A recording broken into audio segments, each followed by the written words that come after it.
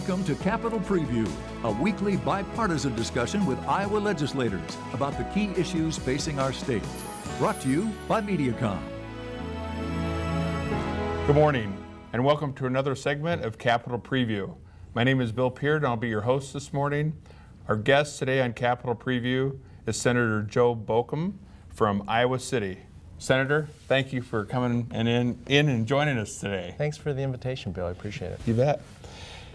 Senator, I'm interested because we all know, I think that, or the general public knows that we went through the second funnel process at the legislature on Friday. Could you go through that a little bit and tell us what that means and kind of what happened? I'd be happy to. So the legislature, we set timelines within the legislative session. This session we're supposed to meet for 110 days. We started the second Monday of January. We're supposed to adjourn about May 1st. And we set these timelines basically to move members along through the process of getting bills out of committees, out of being voted out of a chamber, and then out of a committee again. We just went through another deadline that a bill had to advance out of one chamber and one committee by this past Friday, or was dead for the session, and that covers most things. There are some exceptions. The bills that are in the Ways and Means Committee or in the Appropriations Committee don't deal with those funnels. So a lot of issues that people wanted went away, and those things that have support continue to advance. Do you know, were you disappointed in anything that didn't make it in the funnel process on Friday? Yeah, there were a number of bills that came out of the Senate that the House didn't take up, dealing with trying to provide more protection to people in domestic abuse situations, and there were several bills that we had hoped to see move ahead that didn't. But you know, things will be back next session. Absolutely. There's always things you like to see go away, and then there's certainly some things you want to have alive that don't. So, Senator, where will this go now? So today you start at the 13th week, I believe, of the legislative session. Hopefully, I think you guys have a May 1st where the session is over. Where do you think it's going to go from here? Well, Bill, I think the big thing that we have yet to decide, we've figured out the school start date for our K-12 kids, but we still haven't figured out how the funding's going to go for the school year that starts in August. And we've been in kind of a stalemate. The House Republicans have proposed a 1.25% increase. The Senate Democrats have been at 4%. Last week we said, well, heck, we'll meet you halfway. We came down almost 1.5%, essentially to the midway point, and the House Republicans said no deal. So we have to figure that out, because that's a number that'll establish kind of where we are with the entire budget. We need to figure out what that is. So hopefully we'll make a breakthrough on that sooner rather than later, but we're a little disappointed last week that we weren't able to get any movement at all from the House Republicans. Yeah, and that seems to be a hot issue, Senator. I, you know, in talking with people, not only at the legislature, but just the general public, in speaking with them, they seem to be frustrated as well as you are. I think people are kind of frustrated with probably both sides. I think the challenge we have, I think, in Iowa is that we've become a bit complacent where our K-12 kids are concerned. We have this impression that we still have some of the best schools in the country, but when you look at how test scores have fallen for our kids into the upper teens in terms of things that we used to be in the top 5 in our funding support, we've moved last year from 31st to 37th in the country in how much resource we put behind every one of our young students. We're slipping, and I think people sometimes in Iowa, we've convinced ourselves that things are always good and they're not going to change, but where K-12 is concerned, I think there's reason to be concerned about the lack of financial support over the last decade, really.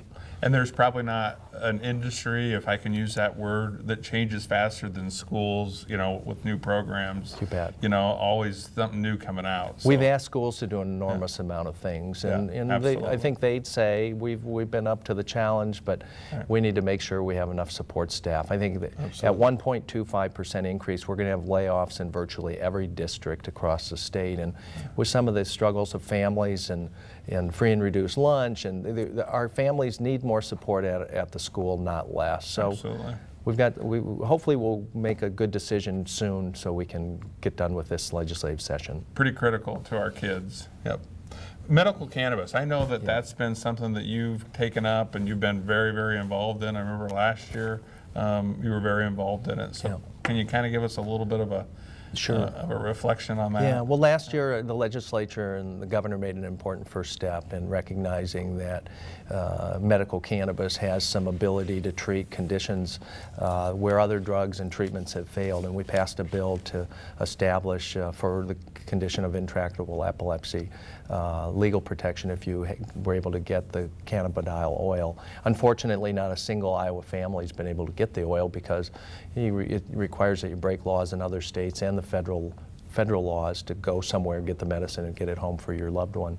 So this session there's been a more comprehensive bill introduced that would add up to 10 conditions like multiple sclerosis, PTSD, spinal cord injury, a number of chronic conditions, glaucoma, HIV, cancer, and also provide for the growing of the medicine here and the dispensing of the medicine here.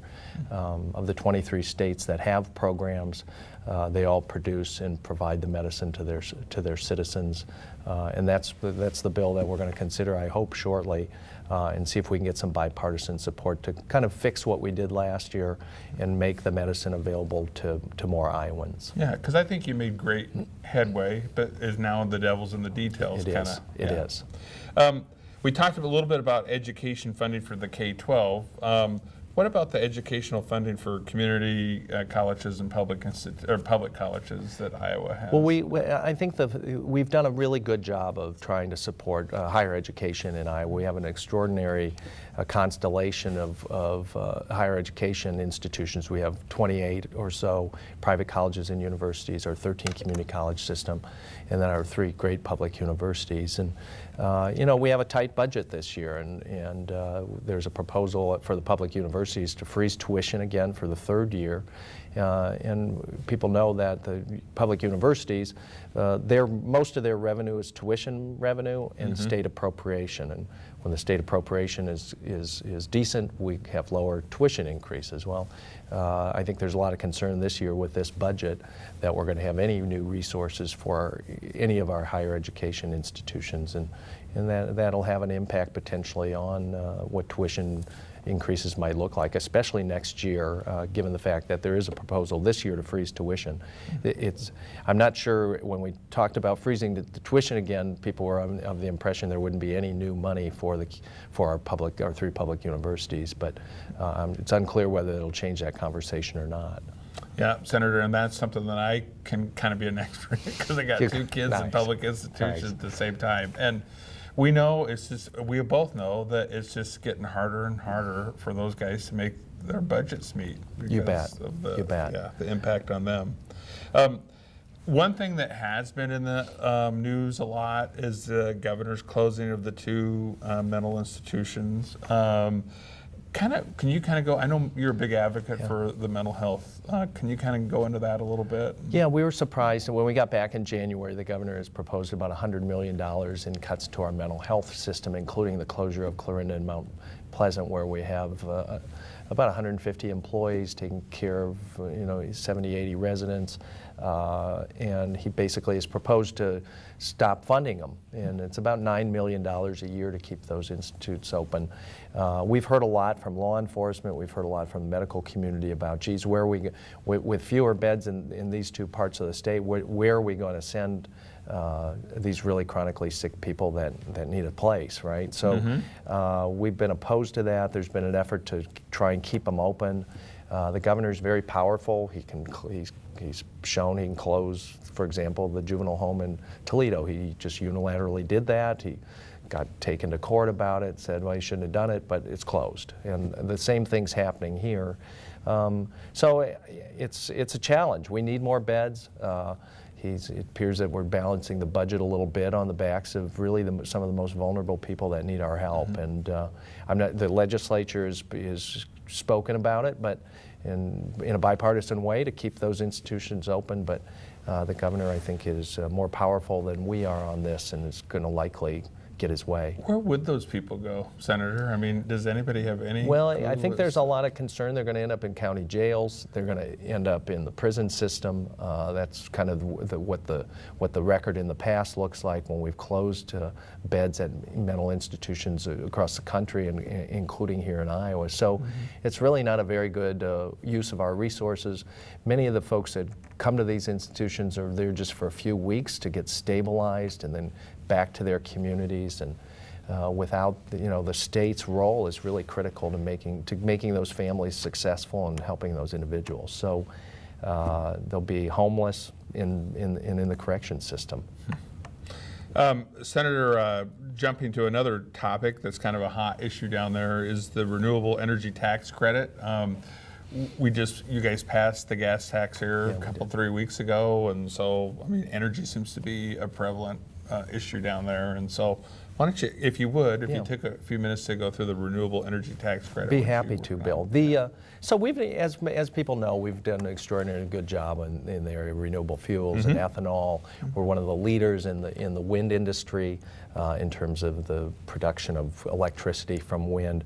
Both of those things have been helped along by policy at the federal level and at the state level. The Mid-American, for example's investment in wind farms is largely driven by this federal tax credit that gives them a certain amount of money, a significance, several $100 million as they go forward on those. In the state, we've not done as much on the issue of solar. So a couple of years ago, we created a small tax credit for businesses, homeowners, and farms to basically deploy solar collectors to generate electricity, and we've seen just an incredible response. There are several thousand small systems now have been installed. We have a waiting list of people. The state's investment's about $4.5 million this year. It helps homeowners with several $1,000s building there's actually a small federal credit. It's employed about 900 people for about $6 or $7 million in state investment over the last 3 years. We've had more than $50 million worth of private investment. So it's been a really strong program. Projects have been installed in 70 counties across the state, so creating jobs kind of around the state, seeing private investment come to this. And there's a bill this session to improve upon this credit because it's been so popular. I was on some farms down in Washington County over the weekend where people are raising hogs, and I probably saw 30 different installations where farmers have taken advantage of this credit to put renewable energy systems on their hog buildings, which, by the way, use a lot of electricity, I'm told. Yeah. So it's been a really good thing, creating jobs through using renewable energy, and it's probably the next big thing for Iowa is to get a little bit more focused on what we can do to harvest the sun. Excellent, yeah. Senator. I do think that Iowa has done a great job with renewable energies, and I appreciate your work and your effort in doing that. Sounds like you do your homework too. Is there anything else that, Senator, I mean, since we have just a few seconds left, that you want to impart to the viewers? Sure. One of the other big things this session that the governor's proposed is the privatization of the state Medicaid program.